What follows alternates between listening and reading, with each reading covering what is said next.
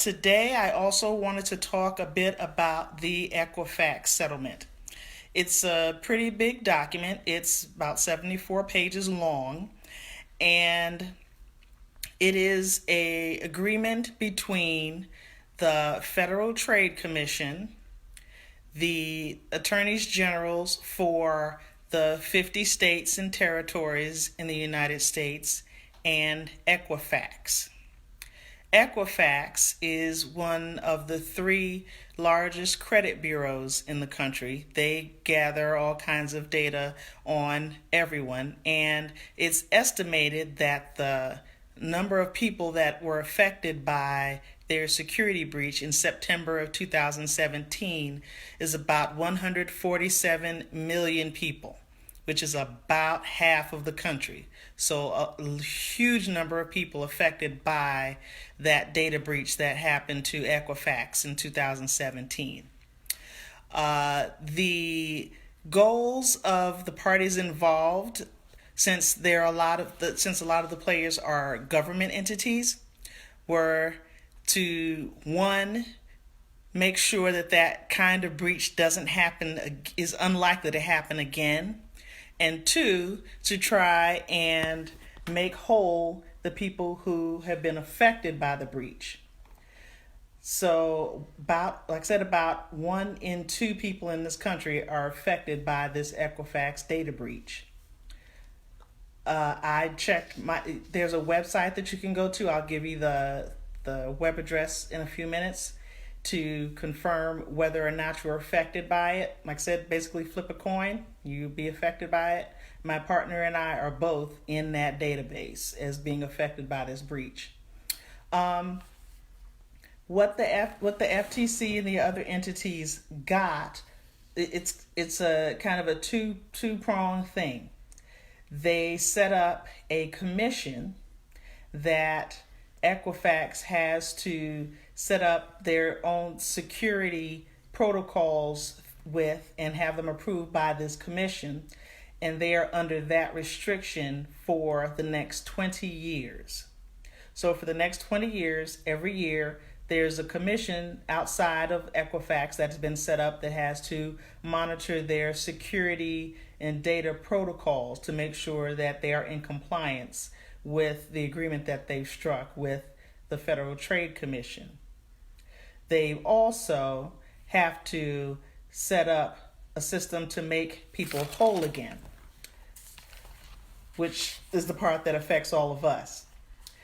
They have set up a website that you can go to and figure out if you're part of the class, and there are several things that you'll be entitled to if you are part of that class. There's a lot of information that the credit bureau has that they have to put these safeguards on. Things that it's defined as your personal information. It's things like your first and last name, your home and physical address, your email address, your telephone number, your date of birth, your social security number, your driver's license number, your passport number, other government issued numbers that identify you. All of that falls within their definition of your personal information. The judgment amount is $425 million, and they're separating it into different pots or categories. Equifax has to pay for you to receive 4 years of credit monitoring, which is provided by another company other than Equifax, and that credit monitoring that they provide has to include at least $1 million in identity theft coverage and full service identity restoration services. Since this breach happened in 2017, a lot of people, when they heard about that breach, went ahead and covered themselves for identity theft protection and credit monitoring. So if you're one of those people, you're also entitled to $125 to help cover the cost for the last, year and a half, 2 years that you've been providing that type of protection for yourself. you can file a claim for any other costs you have personally incurred over the last since September of 2017, when that breach happened, for whatever out-of-pocket expenses you had for credit monitoring, for placing or removing a freeze on your credit report, for costs due to dealing with identity theft, because a huge part of it is also the identity theft part. Someone would have the ability, with all of the information that they could access, to take out loans in your name without your knowledge, to open utility accounts that without your knowledge, to make fake IDs without your knowledge that would have your actual information on it. Equifax also has to provide assistance with any identity restoration services that you might need for up to 7 years after that September 2017 date.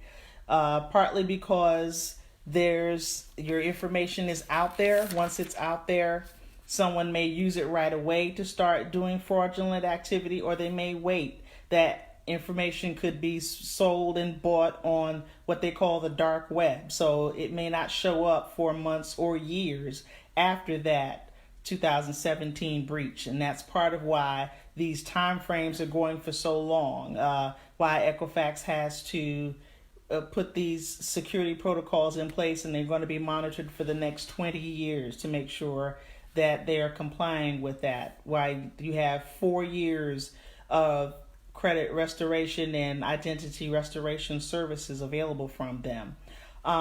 There was a lot contained in that order, and it just came out a day ago, so I read through it rather quickly. So I'm going to take a more comprehensive look at it and make a post in the group about anything else that I find involving this particular